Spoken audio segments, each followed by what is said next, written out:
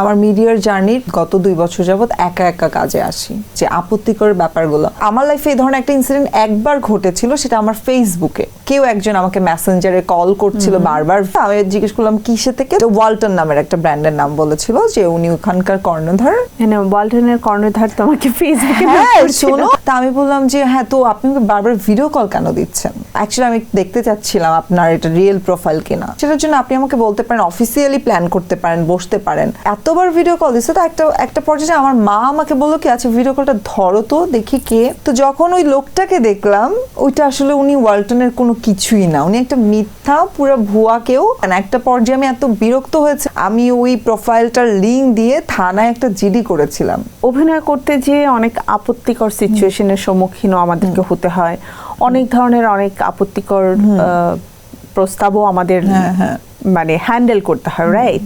So definitely তোমার জীবনে এমনটা হয়েছে, যেহেতু তুমি বললে তুমি একা, ইন্ডাস্ট্রিতে তোমার পরিচিত কেউ নেই, তো সেই জায়গাতে এই বিষয়গুলোকে তুমি কিভাবে হ্যান্ডেল করেছো? আমার মিডিয়ার জার্নির ফর দ্য ফার্স্ট টাইম আমি গত 2 বছর যাবত একা একা কাজে আসি, মানে শুটিং করছি 1.5 বছর। তার আগ পর্যন্ত অলওয়েজ আমার সাথে আমার আম্মু থাকতো, অলওয়েজ, একদম সব শুটিং এ আম্মু ছিল। আর যে বিষয়টা আপনি মানে যেটা বলা হলো যে আপত্তিকর ব্যাপারগুলো, সত্যি বলতে আমার সাথে আসলে আমার শুরুটাই না এত ভালো ভালো জায়গা থেকে হয়েছে আলহামদুলিল্লাহ। সেটা টিভিসি সেক্টর হোক, মডেলিং সেক্টর হোক, আমি কিন্তু একদম মডেলিংও করেছি বাংলাদেশে অলমোস্ট সব ভালো ব্র্যান্ডের সাথে।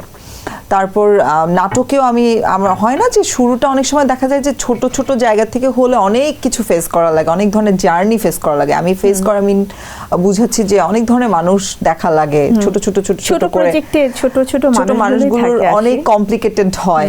আর যারা অনেক প্রফেশনাল, যারা আসলে এখানে অ্যাকচুয়ালি কাজ করে, ইন্ডাস্ট্রিতে অলরেডি যাদের ভালো একটা তারা না আসলে এগুলো নিয়ে থাকে না আপু, অনেস্টলি বললাম। তারা আসলে কাজটাকেই সবার আগে প্রায়োরিটি দেয়।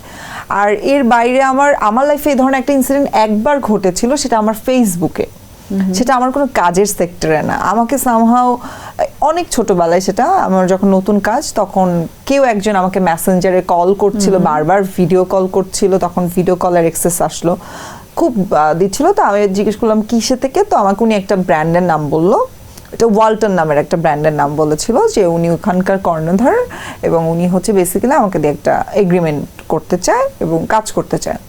ওয়ালটনের কর্ণধার তোমাকে ফেসবুকে শোনো, তারপরে তো আমি বললাম আপনি কে? তো উনি বললো যে উনি এটার ওনার। তা আমি বললাম যে হ্যাঁ, তো আপনি বারবার ভিডিও কল কেন দিচ্ছেন?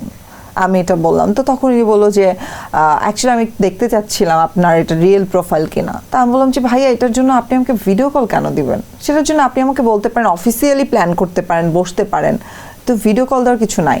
তো তারপরে না উনি আমাকে এতবার ভিডিও কল দিচ্ছে, তো একটা পর্যায়ে আমার মা আমাকে বললো কি আচ্ছা ভিডিও কলটা ধরো তো দেখি কে, দেখলেই তো বুঝতে পারবো, কারণ ওই মালিক সে কিনা এটা তো গুগল করলেই বের হয়ে যাবে।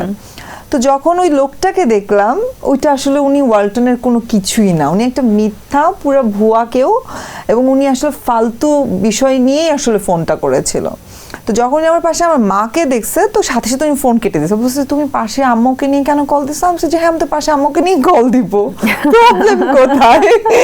তো দেন আমি সাথে সাথে লোকটাকে ব্লক করে দেন। আমার লাইফে এটাই একটা এক্সপিরিয়েন্স ছিল, এবং সে খুবই উল্টাপাল্টা টেক্সট করছিল বারবার। অ্যান্ড একটা পর্যায়ে আমি এত বিরক্ত হয়েছে, আমার মনে আছে যে আমি ওই প্রোফাইলটার লিঙ্ক দিয়ে থানায় একটা জিডি করেছিলাম। তো মানে ওনাকে আমি ব্লক করার পর অন্য আইডি দিয়ে কমেন্ট করা শুরু করেছিল। তো বাধ্য হয়েছিলাম আমি থানায় জিডি করতে। তো এইটাই আমার লাইফের একমাত্র এক্সপিরিয়েন্স। তাছাড়া অনেস্ট যদি বলি, কাজ করতে এসে এত ভালো ভালো জায়গায় আমি আলহামদুলিল্লাহ কাজের সুযোগ পেয়েছি। সো ওই জায়গা থেকে আমার কখনো এইগুলো শোনার সুযোগই হয় নাই। তারা খুবই প্রফেশনাল, তারা কাজ নিয়েই কথা বলছে অলওয়েজ।